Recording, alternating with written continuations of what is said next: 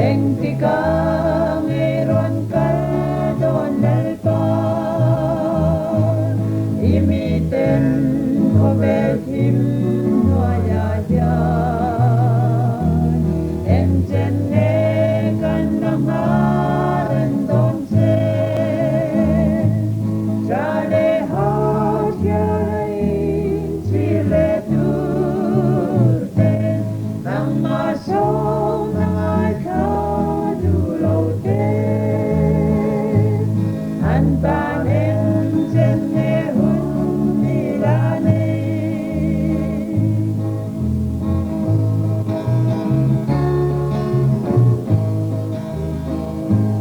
Zangai na kadiswa chandam tun Untlem te min lapetan swatsinman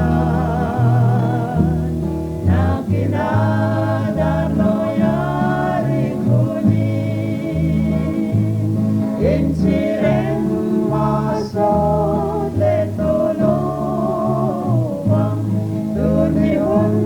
tralehun momani Untraini chungyanin beiro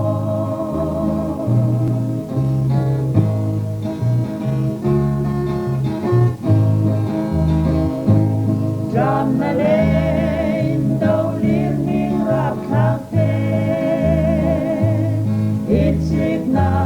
level na karate Kodurle rapuin bintangang Mipuy mang angan au swalboy bangin Lay pahengan bungan tolowang Om sumin lay palal batin Untra